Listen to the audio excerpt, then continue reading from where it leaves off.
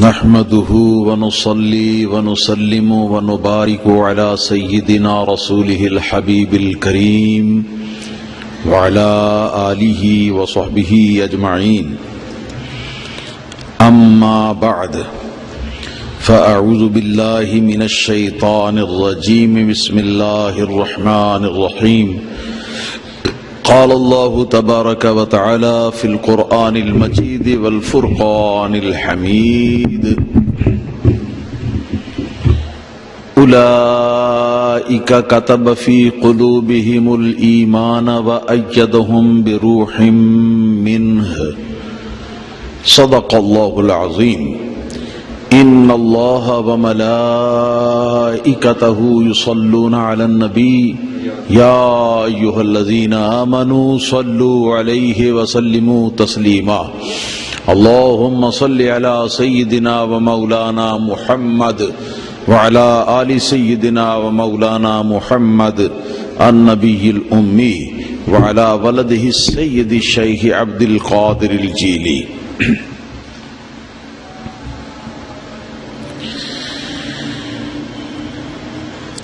انتہائی محترم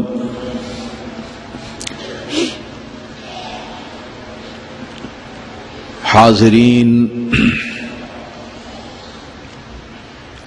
جمعہ المبارکہ،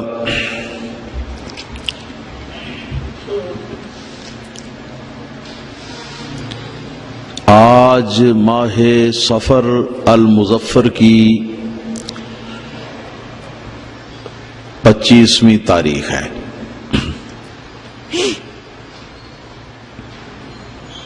یعنی اسلامی قمری سال کی دوسرے مہینے کی 25 تاریخ ہے۔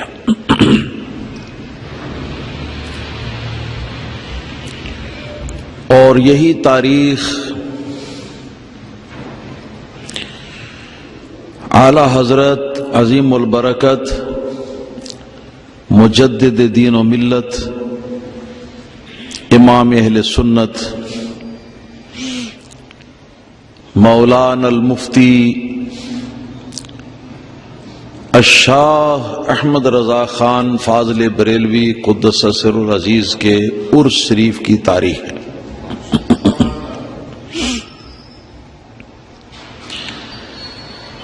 کہ جن کی نسبت سے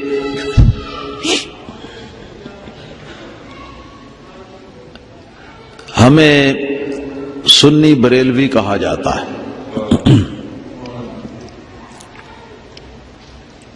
کیونکہ آپ کی ذات وہ ذات ہے کہ انڈیا کے اندر جس وقت فتنے ہی فتنے تھے، مذہب کے لحاظ سے بھی،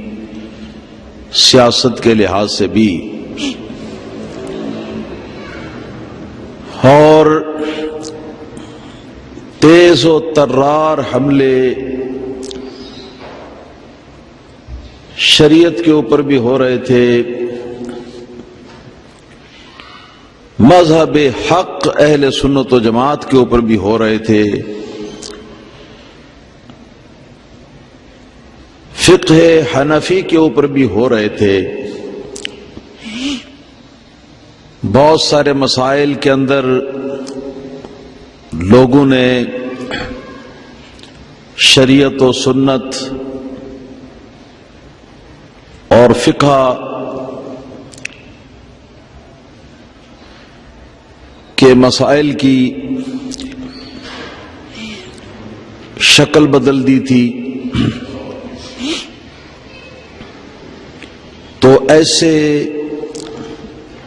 وقت میں اللہ تعالی نے امام شاہ احمد رضا خان فاضل بریلوی رضی اللہ تعالی عنہ کو پیدا فرمایا۔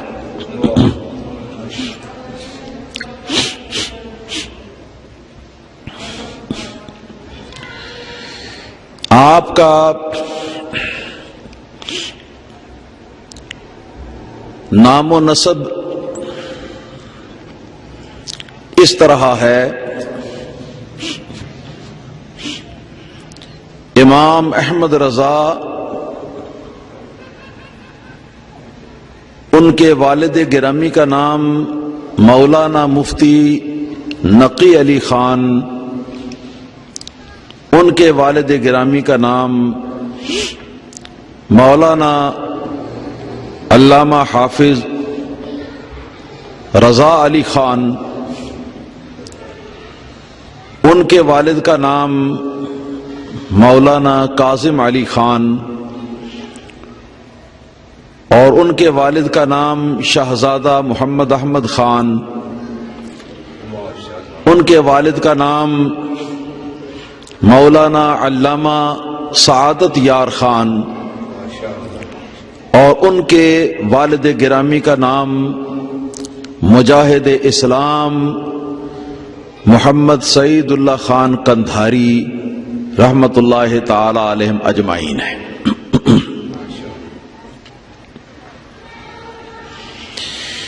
یہ حضرات افغانستان کے رہنے والے تھے۔ جد اعلیٰ حضرت بریلوی رحمۃ اللہ علیہ کے مجاہد اسلام محمد سعید اللہ خان قندھاری یہ پہلے شخص ہیں جو افغانستان سے ترک وطن کر کے تو سرزمین ہند کے اندر پہنچے اور شاہان مغلیہ کے ساتھ انہوں نے جہاد اسلامی کے سلسلے کے اندر بہت بڑا تعاون فرمایا، اور یہ مغلیہ خاندان کی افواج کے سپہ سالار بھی اپنے زمانے میں رہے ہیں۔ انہوں نے ہندوؤں کے خلاف، کفار اور مشرکین کے خلاف بڑے جہاد کیے ہیں، اس لیے ان کو مجاہد اسلام کہا جاتا ہے۔ جیسا کہ میں نے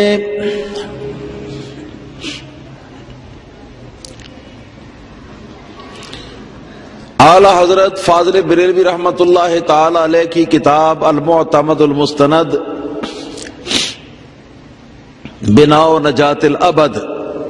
یہ سارا ایک کتاب کا نام ہے جو کہ علم کلام اور عقائد کے موضوع پر بڑی علمی کتاب ہے۔ یہ کتاب لاہور سے چھپی تھی آج سے کوئی 30-35 برس پہلے، تو لاہور میں ہمارے ایک بزرگ عالم دین تھے حضرت مولانا شاہ مفتی اعجاز ولی خان رضوی رضی اللہ تعالی عنہ۔ اس زمانے میں آپ جامعہ نعمانیہ کے اندر شیخ الحدیث اور مفتی تھے، اور ان کا قریبی تعلق خاندان کے لحاظ سے اعلیٰ حضرت فاضل بریلوی رحمۃ اللہ تعالی علیہ کی ذات کے ساتھ تھا۔ اعلیٰ حضرت فاضل بریلوی رحمۃ اللہ تعالی علیہ ان کے رشتے میں ماموں لگتے تھے، تو یہ کتاب جس وقت چھاپنا چاہی مکتبہ حامدیہ نے، تو کتاب پر کچھ چند الفاظ تعارف کے لیے اور برکت کے لیے حضرت مفتی اعجاز ولی خان رضوی رحمت اللہ تعالی علیہ سے انہوں نے لکھنے کو کہا، تو انہوں نے اس کتاب پر ایک تحریر لکھی اور اس تحریر کے ساتھ یہ کتاب چھپی۔ اس تحریر کے اندر انہوں نے یہ لکھا ہے کہ اعلیٰ حضرت فاضل بریلوی رحمت اللہ تعالی علیہ کا شجرہ نسب یوں ہے: احمد رضا بن نقی علی خان بن رضا علی خان بن کاظم علی خان بن شہزادہ محمد اعظم خان بن سعادت یار خان بن مجاہد اسلام محمد سعید اللہ خان قندھاری، جس طرح کے پہلے آپ سن چکے ہیں۔ اور پھر لکھا ہے کہ یہ حضرات افغانستان کے رہنے والے تھے اور افغانستان سے سب سے پہلے ترک وطن کر کے جو سرزمین انڈیا کے اندر جو حضرت تشریف لائے وہ مجاہد اسلام محمد سعید اللہ خان قندھاری ہوئے.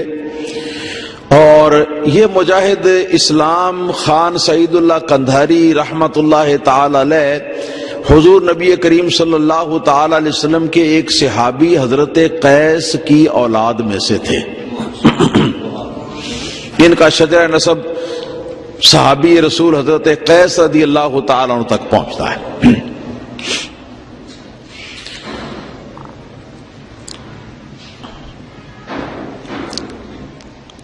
انہوں نے مجاہد اسلام محمد سعید اللہ خان قندھاری نے جو جنگی خدمات اور جہادی انہوں نے کردار انجام دیے تو ان کے انعام کے طور پر مغلیہ حکومت کی طرف سے ان کو کئی علاقے جو ہیں وہ جاگیر کے طور پر ملے تھے سرزمین انڈیا کے اندر. اور ان انعامات میں سے ایک انعام لاہور کا شیش محل بھی تھا. شیش محل لاہور کے اندر مغلیہ خاندان کے مخصوص فن تعمیر کی آئینہ دار ایک خوبصورت بلڈنگ تھی جس کے اندر شیشے کا استعمال بہت زیادہ ہوا تھا. آج کل وہ بلڈنگ باقی نہیں رہی لیکن اس بلڈنگ کے نام سے موسوم ایک سڑک ہے. حضور داتا گنج بخش علی حجویری رحمت اللہ تعالی علیہ جہاں آپ لیٹے ہوئے ہیں تو ایک سڑک آپ کے ایک بازار آپ کے قدموں کی طرف مشرق سے مغرب کی طرف جاتا ہے, ایک بازار آپ کے سرانے کی طرف سے مشرق سے مغرب کی طرف جاتا ہے. تو وہ جو سرانے والا بازار ہے اس کو شیش محل روڈ کہا جاتا ہے. وہاں وہ شیش محل تھا. یہ ان کی دنیاوی عزت و عظمت تھی اور جو دینی عزت و عظمت تھی تو وہ اپنے جگہ پر اپنے مقام پر کہ آپ کے آباء و اجداد میں سے کوئی شخص بھی ان پڑھ یا جاہل نہیں ہوا بلکہ سارے بفضل ہی تعالی دین و دنیا کے علوم کے عالم ہوئے اور ممتاز شان کے عالم ہوئے کہ جس طرح عام عالم نہیں ہوتے. سن 1272 ہجری میں اعلی حضرت فاضل بریلوی رحمت اللہ تعالی علیہ نے ولادت پائی شہر بریلی کے اندر. بریلی دو ہیں انڈیا کے اندر, ایک کا نام ایک مشہور ہے رائے بریلی کے نام کے ساتھ اور دوسرا بریلی مشہور ہے بانس بریلی کے نام کے ساتھ. تو یہ بانس بریلی ہے شہر کہ جس شہر کے اندر اعلی حضرت عظیم البرکت مولانا شاہ احمد رضا خان فاضل بریلوی رحمت اللہ تعالی علیہ نے ولادت پائی ہے. 4 سال کی عمر میں اعلی حضرت فاضل بریلوی رحمت اللہ تعالی علیہ قرآن مجید ناظرہ تعلیم حاصل کر کے فارغ ہو گئے تھے اور جس وقت آپ کے والد گرامی مسجد میں پہلی دفعہ مسجد مکتب کے اندر جو مسجد کے اندر پڑھانے والے قاری صاحب تھے بچوں کو پڑھانے والے ان کے پاس لے کے گئے اپنے بیٹے کو اور چھوڑ کر واپس آئے تو اعلی حضرت فاضل بریلوی رضی اللہ تعالیٰ عنہ کو ان کے استاد گرامی نے قاعدہ بغدادی شروع کروایا. تو پہلے صفحے پر آپ کو پتہ ہے کہ حروف تہجی ہوتے ہیں یعنی الف با تا سا وغیرہ آخر تک, اور قاعدہ بغدادی کے اندر اور بھی بہت سارے یہ عربی کے جو قاعدے ہیں ان کے اندر ایک لفظ لا، لام الف لا، یہ بھی حروف تہجی کی پٹی کے اندر لکھا ہوا ہوتا ہے اور یہ آخری سطر میں ہوتا ہے.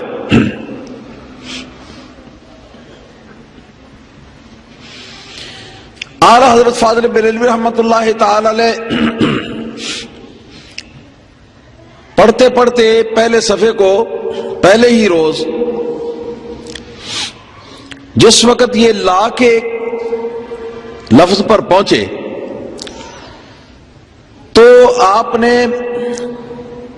بڑے معصومیت کے انداز میں یہ سوال کیا کہ استاد صاحب یہ لام اور الف یہ دو لکھے ہوئے ہیں، حالانکہ ہم الف بھی پہلے پڑھ کے آئے ہیں اسی پٹی کے اندر اور لام بھی پڑھ آئے ہیں، تو یہ دوبارہ کیوں آ گئے؟ استاد صاحب سن کے تو ایک دم اچنبے میں آ گئے.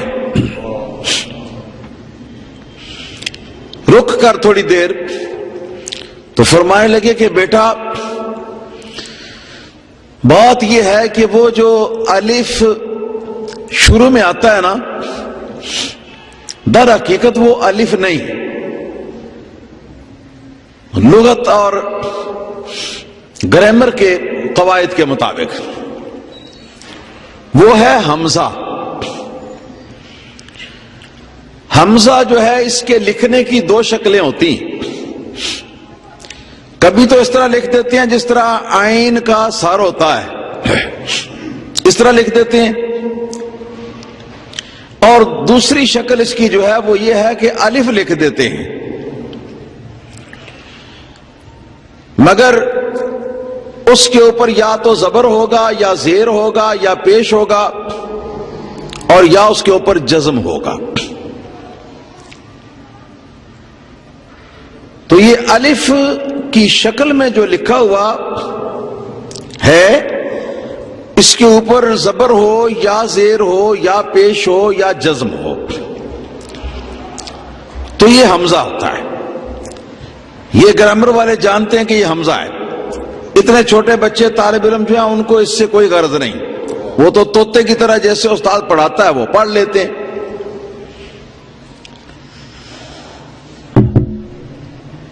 اور جو اصلی الف ہے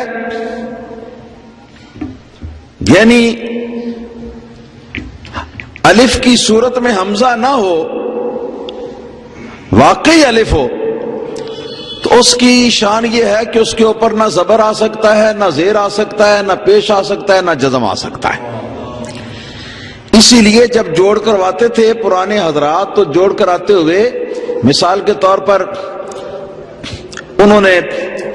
الف کا جہاں لفظ آیا ہے جوڑ کراتے ہوئے تو الف کو الف خالی کہتے تھے. کیوں جی چودھری عبدالستار خان صاحب یاد ہے نا آپ کو؟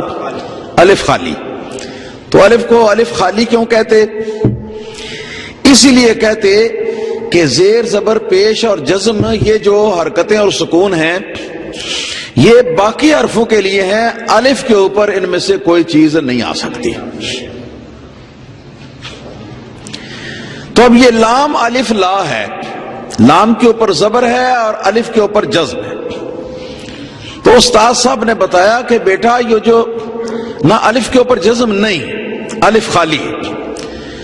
استاد صاحب نے بتایا بیٹا جو شروع میں الف پڑھا ہے نا، الف با، با سے پہلے الف، تو وہ دراصل وہ حمزے کی ایک شکل تھی، وہ حقیقت میں الف نہیں تھا. حقیقت میں الف جو ہے وہ باقی تھا ابھی، تو لہذا اس کو یہاں پر یہ لے آئے ہیں. تو اعلی حضرت بریلوی رحمت اللہ تعالی نے استاد صاحب سے یہ عرض کیا کہ حضور دوسرے سارے حرف تو تنہا تنہا آئے ہیں مگر یہ دو جڑ کے کیوں آئے ہیں؟ لام الف، اوپر جو الف آیا وہ بھی ایک ہے، با بھی ایک ہے، تا بھی ایک ہے، یا تک سارے حروف جو ہے نا وہ ایک ایک ہیں. تو یہ دو مل کے کیوں آئے ہیں؟ استاد صاحب نے فرمایا کہ بیٹا اس لیے کہ الف جو ہوتا ہے وہ خالی ہوتا ہے، اور نرا الف جو ہے اس کو پڑھا نہیں جا سکتا، کیونکہ عربی کا قاعدہ ہے کہ زبر زیر یا پیش یا جزم کے بغیر وہ پڑھ نہیں سکتے، تو اس لیے الف کو پڑھ نہیں سکتے، یہ خالی ہے، تنہا خالی تھا تو اس کو پڑھ نہیں سکتے، تو اس وجہ سے اس کے شروع میں لام ملا دیا ہے، لام کے، تاکہ لام کے اوپر زبر پڑا جائے اور آگے الف خالی ہے تو یہ بن جائے گا لا۔ الف کو تنہا پڑھنا ممکن نہیں، تو اس کو پڑھنے کے قابل بنانے کی غرض سے اس کے شروع میں لام لگا دیا گیا۔ اعلی حضرت فاضل بریلوی رحمۃ اللہ تعالی علیہ نے عرض کیا کہ حضور مگر حروف تہجی جو ہم نے پڑھے ہیں یہ تو بہت سارے ہیں، تو ان میں سے کیوں لام ہی کو الف سے پہلے لائے ہیں؟ الف سے پہلے با کو کیوں نہیں لے آئے؟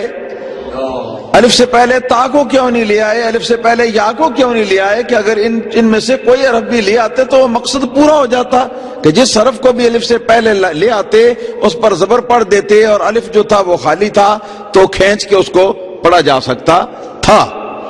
لیکن لام کو کیوں لائے ہیں خاص طور پر؟ اس کی کیا وجہ ہے؟ استاد صاحب نے آگے بڑھ کر ماتھا چوم لیا اور فرمایا کہ صاحبزادے اس کی وجہ یہ ہے کہ جتنے بھی پٹی کے حروف ہیں یعنی حروف تہجی، ان میں سے لام ہی ایک ایسا حرف ہے کہ جس کے نام کے قلب میں الف پایا جاتا ہے اور الف جو ہے اس کے نام کے قلب میں لام پایا جاتا ہے، یعنی بولو نا الف آ لف، آ لف، یعنی الف لام اور فا، یہ تین حرف ملے نا تو الف بنا، الف کا نام بنا، ٹھیک ہے؟ تو ان تین حرفوں میں درمیان والا کون ہے؟ تو الف کا جو نام ہے اس کے قلب میں، اس کے دل میں لام ہے، اور بولو لام، پہلا لام آیا پھر آگے الف آیا پھر آگے میم، ٹھیک ہے جی؟ لام الف لا، آگے میم لام، ٹھیک ہے جی؟ یہ لام کا نام ہے۔ اب لام کے نام کے اندر درمیان والا حرف دیکھو تو وہ کون ہے؟ الف ہے۔ تو استاد صاحب نے بتایا کہ بیٹا یہ وجہ ہے کہ کوئی اور حرف ان سارے حرفوں میں سے ایسا نہیں کہ جو الف کے قلب کے اندر واقع ہو اور الف اس کے قلب کے اندر واقع ہو، اس کے نام کے قلب کے اندر واقع ہو، اس وجہ سے یہ لام جو ہے یہ لا کرتے اس کو لا بنایا ہے۔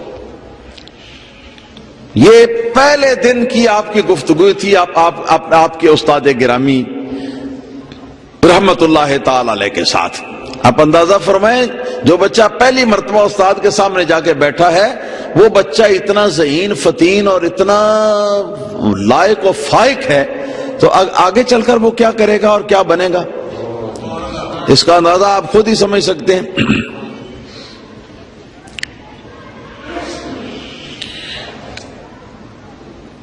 چنانچہ اعلی حضرت فاضل بریلوی رحمۃ اللہ تعالی علیہ نے 4 سال کی عمر پوری ہونے سے پہلے قرآن پاک ناظرہ تجوید و قراءت کے ساتھ پڑھ لیا، اور اس کے بعد باقاعدہ درس نظامی کا علم اور دیگر علوم و فنون جو ہیں، حساب اور الجبرا ریاضی اور معقولی علوم جو ہیں، یہ سارے علوم جو ہیں یہ آپ نے اپنے والد گرامی حضرت شاہ مفتی نقی علی خان قادری بریلوی رحمت اللہ تعالی علیہ سے یہ باقاعدہ طور پر پڑھے ہیں، لیکن ان میں سے کچھ ایسے بھی ہیں لیکن تھوڑے ہیں جو آپ نے دیگر اساتذہ سے پڑھے ہیں۔ 13 برس 10 ماہ اور 5 روز کی آپ کی عمر تھی جس روز اعلیٰ حضرت فاضل بریلوی رحمۃ اللہ تعالی علیہ فارغ التحصیل ہوئے تعلیم مکمل کر کے، اور پہلے ہی دن آپ نے ایک فتویٰ لکھا۔ حضور والد گرامی خود بہت بڑے مفتی تھے، انہوں نے فتوے کا قلمدان ان کو اس فتوے کے لائق سمجھتے ہوئے سپرد کیا، تو اعلیٰ حضرت بریلوی رحمۃ اللہ تعالی علیہ نے سب سے پہلا فتویٰ جو لکھا تھا وہ رضاعت کا مسئلہ تھا، یعنی ماں کی دودھ کی ماں جو ہوتی ہے تو اس سے متعلقہ بہت سارے مسائل ہوتے ہیں، ان میں سے ایک مسئلہ تھا جو پہلا مسئلہ آپ نے فتوے کے اندر لکھا، اور اس وقت آپ کی عمر شریف 13 برس 10 ماہ اور 5 روز تھی بحمد اللہ تعالی۔ بطور تحدیث نعمت یہ عرض کرتا ہوں کہ بحمدہ تعالی 14 برس کی عمر میں آپ کا یہ خادم درس نظامی پڑھنے سے مکمل طور پر فارغ ہو چکا تھا، اور اس کے بعد رمضان کا مہینہ درمیان میں گزرا، تو آگے شعبان کے مہینے کے اندر اس بندہ عاجز نے فتوے کی تربیت لینا شروع کی، اور پہلا فتویٰ جو ہے وہ شعبان کے مہینے میں لکھا، فارغ التحصیل ہونے کے تقریباً 2 ماہ بعد۔ فالحمد للہ تعالی علی نوالہ۔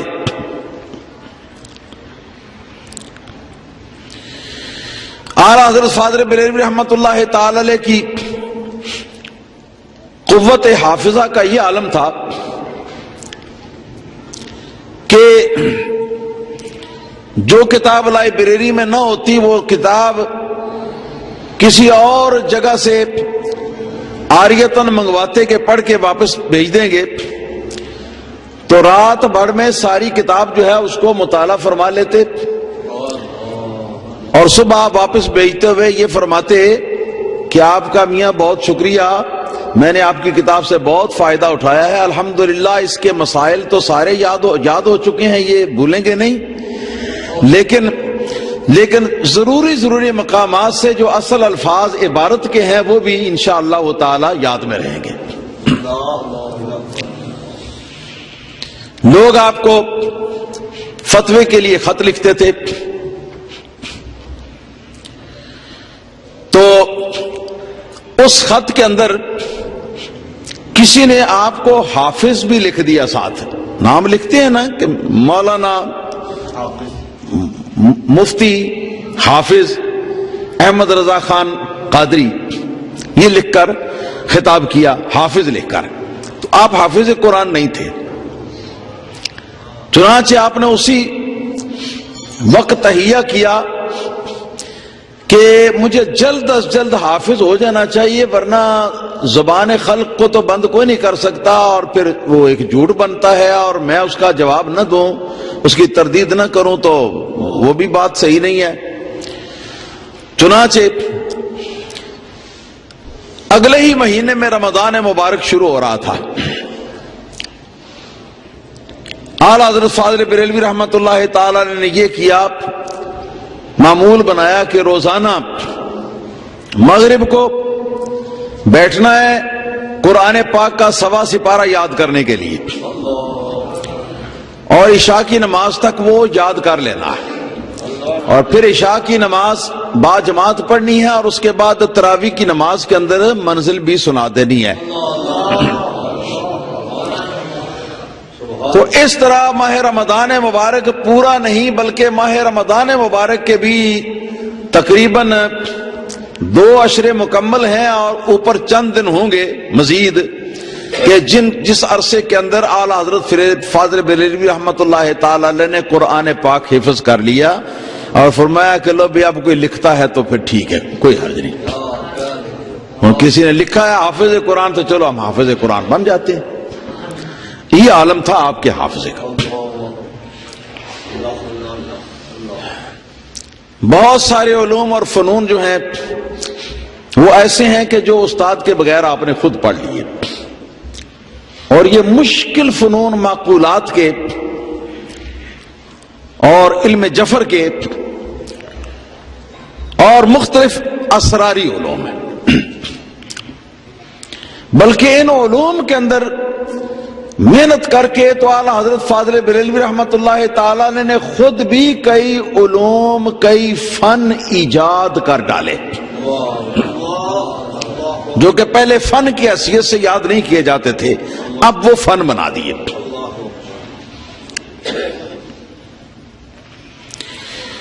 21 برس کی عمر میں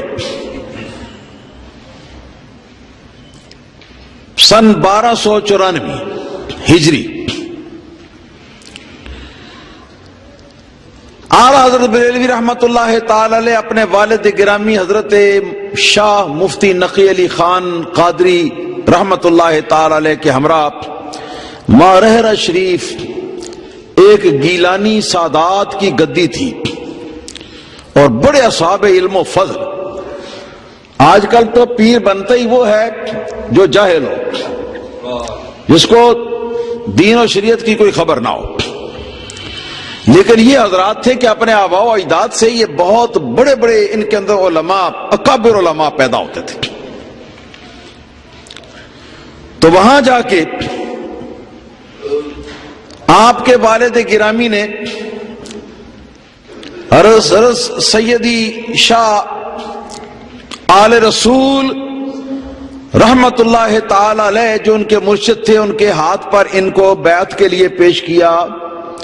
انہوں نے ان کو اپنے ہاتھ پر بیعت بھی فرمایا،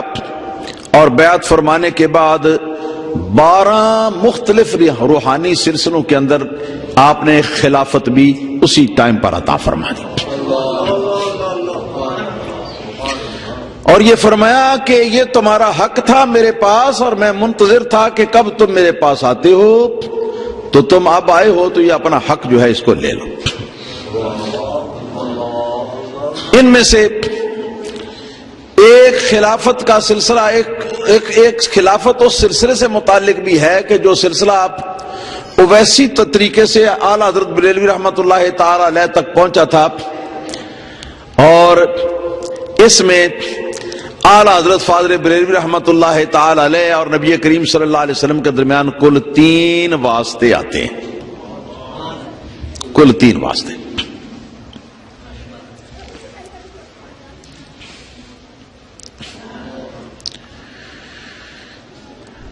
حضرت مولانا شاہ فضل الرحمان گنج آبادی رحمت اللہ تعالی علیہ سے یہ سلسلہ اعلیٰ حضرت کو ملا.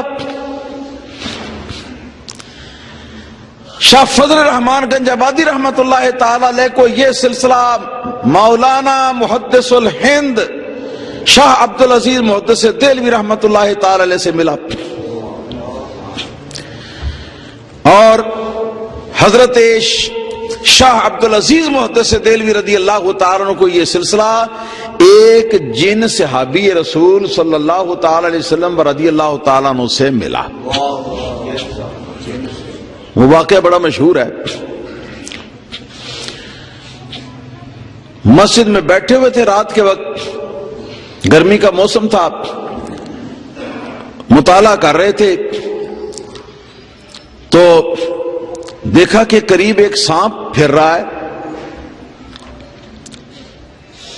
آپ نے نہ کچھ سوچا نہ کچھ سمجھا، اس طرح اٹھے اور ڈنڈا لیا اور اس کا سر کچل دیا.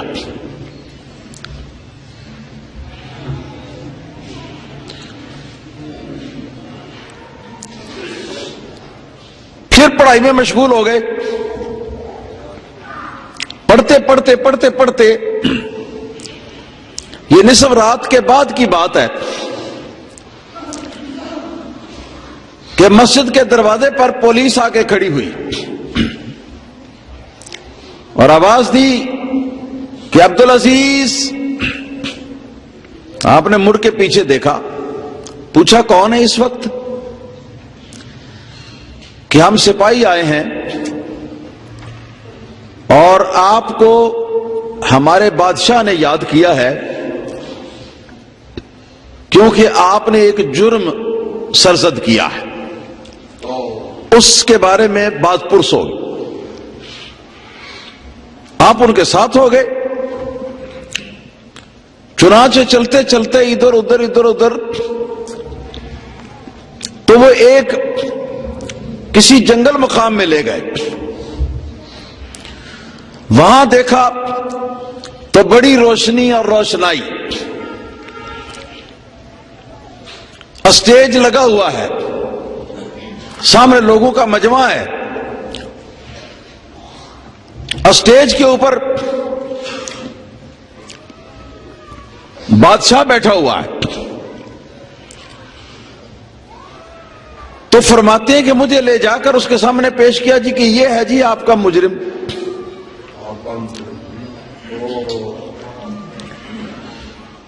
بادشاہ نے کہا کہ عبدالعزیز یہ ذرا اس طرف تو دیکھو۔ جب ادھر دیکھا تو ایک آدمی کی میت پڑی ہوئی تھی۔ کہا کہ اسے تم نے قتل کیا ہے۔ فرمایا کہ واللہ مجھے تو خبر بھی نہیں ہے اس بات کی کہ میں نے کسی آدمی کو قتل کیا ہو۔ کہا کہ یہ سانپ کی شکل میں تھا اور ہم لوگ جن ہیں۔ فرماتے ہیں کہ میری تو حیرت کی انتہا نہ رہی اور خوف بھی طبیعت میں، لیکن میں نے اپنے دل کو مضبوط کیا اور مضبوط کر کے تو اپنے دماغ پر ذرا بوجھ ڈالا، اور اس کے بعد مجھے ایک حدیث یاد آئی۔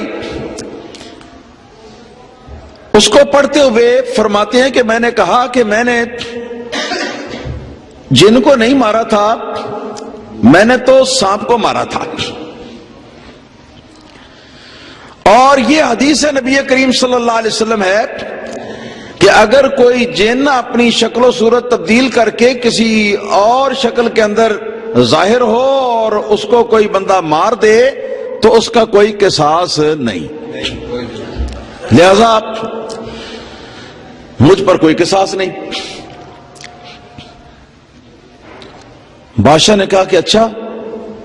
یہ حدیث ہم نے تو نہیں سنی۔ اتنے میں جو شرفاء بادشاہ کے تخت کے آس پاس بیٹھے ہوئے تھے، ان میں سے ایک کا نام لیا اور کہا کہ فلاں عالم جو ہے ہمارے، ان کو بلایا جائے۔ دوسری کرسی اسٹیج کے اوپر بچھا دی گئی۔ ایک بوڑھے سے ضعیف العمر جن انسانی شکل میں، سفید ریش، عصا کے سہارے سے چلتے ہوئے آ کے تو سیٹ کے اوپر بیٹھ گئے۔ بادشاہ نے پوچھا کہ حضور آپ بتائیے کہ یہ لڑکا جس حدیث کا نام لے رہا ہے یہ حدیث ہے؟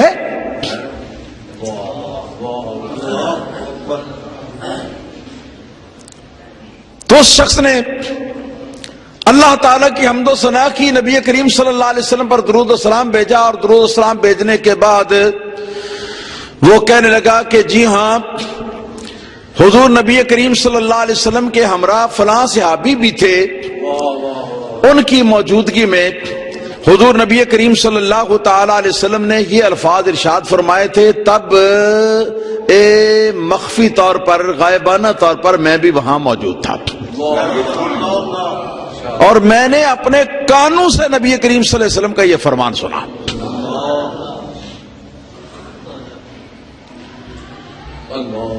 تو وہاں سے باعزت شاہ عبدالعزیز محترم دہلوی رحمت اللہ تعالی علیہ کا مقدمہ جو ہے وہ تو پار ہوا۔ تو ان بزرگوں سے پھر حضرت شاہ عبدالعزیز محترم دہلوی رحمت اللہ تعالی علیہ نے کچھ اعزازات حاصل کی، کتاب و سنت کی، تو انہوں نے آپ کو خلافت عطا فرمائی۔ اب کتنے واسطے ہو گئے اعلیٰ حضرت سے لے کر اعلیٰ حضرت کو یہ سند جو ہے یہ ملی ہے مولانا شاہ فضل الرحمان گنج مراد آبادی رحمت اللہ علیہ سے بھی، اور مولانا سید آل رسول مارہروی رحمت اللہ تعالی علیہ سے بھی، دو جگہ سے. اور ان دونوں کو یہ خلافت ملی ہے شاہ عبدالعزیز محدث دہلوی رحمت اللہ علیہ سے، اور شاہ عبدالعزیز رحمت اللہ تعالی علیہ کو یہ خلافت ملی ہے اس جن عالم دین سے. اس کے علاوہ ایک سلسلہ معمریہ بھی ہے کہ جس کے اندر طویل عمر پانے والے شیوخ جو ہیں ان کا سلسلہ جمع ہو گیا. تو اس سلسلے میں اعلیٰ حضرت فاضل بریلوی رحمت اللہ تعالی علیہ 5ویں نمبر پر تھے، اور نبی کریم صلی اللہ علیہ وسلم اور اعلیٰ حضرت کے درمیان 4 واسطے تھے سلسلہ معمریہ میں.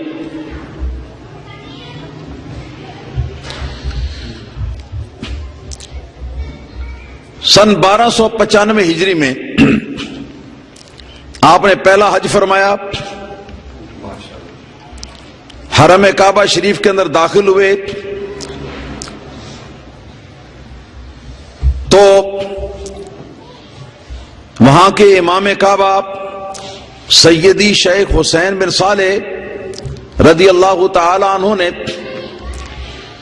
ان کو دیکھا تو اٹھ کے کھڑے ہو گئے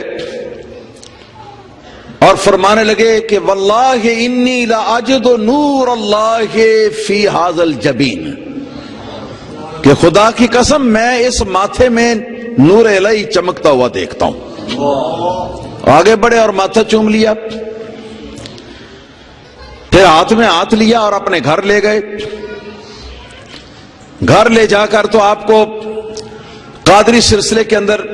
اجازت اور خلافت عطا فرمائی، اور قرآن و حدیث کی جو کتب ہیں ان کی بھی اجازت عطا فرمائی، اور بہت زیادہ دعائیں دیں. اور جس وقت رخصت ہونے لگے تو انہوں نے کہا کہ میں آپ کو ایک اور نام دیتا ہوں، اور وہ ہے محمد ضیاء الدین احمد. محمد ضیاء الدین احمد. پھر یہ نام اعلیٰ حضرت بریلوی رحمت اللہ تعالی علیہ اپنی طرف سے حضرت مولانا ضیاء الدین احمد قطب مدینہ رضی اللہ تعالی عنہ کو دے دیا تھا آپ نے، اور مدینہ منورہ پر ان کا اصلی نام کچھ اور تھا جو اس وقت میرے ذہن میں نہیں ہے، لیکن یہ نام جو ہے محمد ضیاء الدین احمد یہ اعلیٰ حضرت فاضل بریلوی رحمت اللہ تعالی علیہ کا دیا ہوا ہے، جو نام ان کے شیخ کی طرف سے امام کعبہ کی طرف سے ان کو ملا تھا. اسی موقع پر جس وقت مکہ مکرمہ سے مدینہ منورہ کی طرف رخصت ہونے لگے تو آپ نے وہ شور آفاق اپنی نظم لکھی، حاجیو آؤ شہنشاہ کا روضہ دیکھو، حاجیو آؤ شہنشاہ کا روضہ دیکھو، ارے کعبہ تو دیکھ چکے اب کعبے کا کعبہ دیکھو. بڑی وجدانی کیفیت کے اندر آپ نے اس نظم کو فی البدیع ارتجالاً پڑھا اور خود بھی بڑے روئے اور ساتھیوں کو بھی بڑا رلایا. اس کے بعد میں بات کو مختصر کرتا ہوں. 1885 عیسوی تقریباً 1303 ہجری میں انڈین نیشنل کانگریس وجود میں آئی تھی. انگریز جانے لگا تھا انڈیا سے اور خود اپنے چیلے چانٹے اکٹھے کر کے تو وہ یہ انڈین نیشنل کانگریس جو ہے وہ اس نے بنا دی تھی کہ یہ لوگ یہاں کی حکومت بھی سنبھالیں گے اور ہماری ایجنٹی بھی کرتے رہیں گے.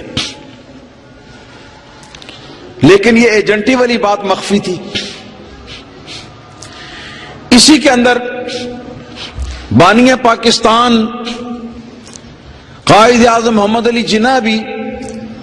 ابتداً برطانیہ سے واپس لوٹ کر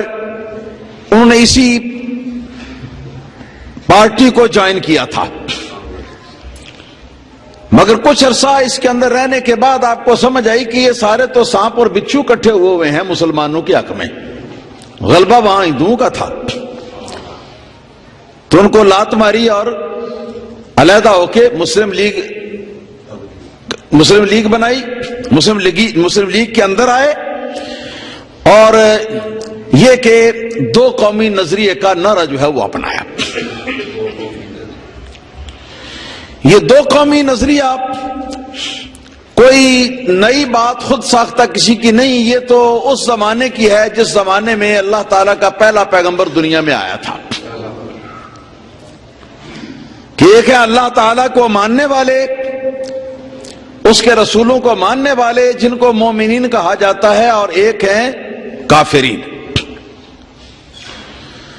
تو کافروں کی مختلف اصناف اور مختلف اقسام ہیں، ساری قسمیں ان کی جمع کر کے الکفر ملت واحدہ، وہ ایک ملت ہے، وہ علیحدہ قوم ہے،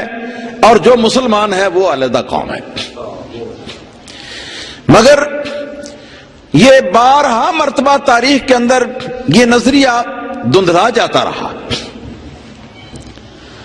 تو اعلیٰ حضرت فاضل بریلوی رحمۃ اللہ تعالی علیہ کے زمانے میں بھی کچھ ایسا ہی ہوا تھا۔ سن 1318 ہجری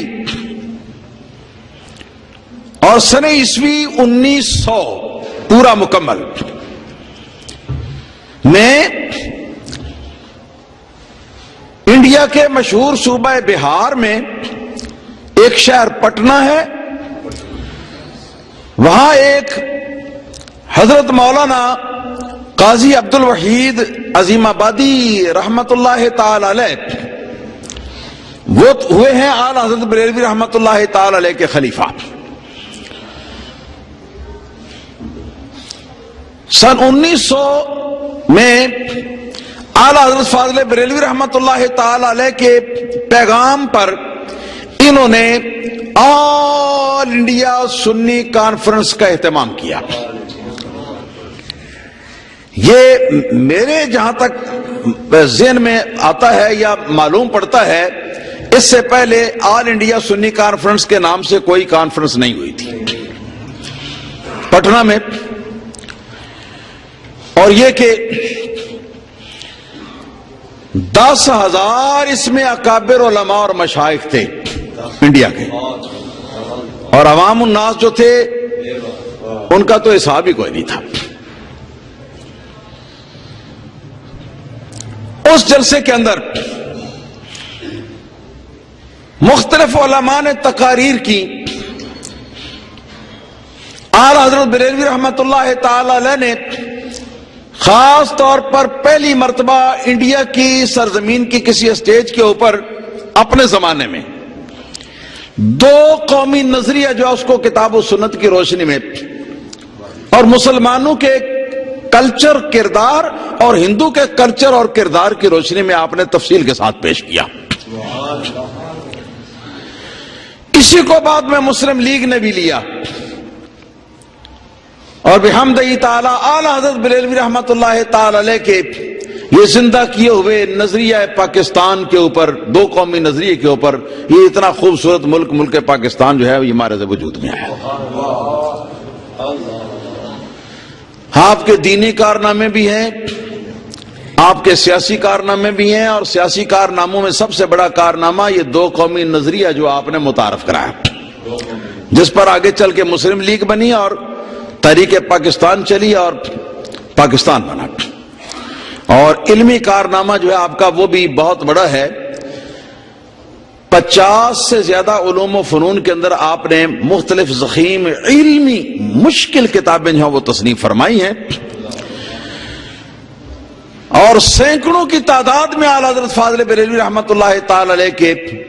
آپ کے شاگرد اور خلیفہ ہوئے ہیں، اور ان کی تعداد جو ہے وہ سینکڑوں سے متجاوز ہے، اور بڑے بڑے چوٹی کے علماء اور مشائخ ہوئے ہیں۔ صرف مکہ شریف اور مدینہ شریف کے اندر دوسرے حج کے موقع پر 26 شیخ الشیوخ اور شیخ المشائخ قسم کے جو علماء اور بزرگ ہیں انہوں نے اعلیٰ حضرت بریلوی رحمۃ اللہ تعالی علیہ سے خلافت لی تھی. سنی حکایت ہستی تو درمیان سے سنی،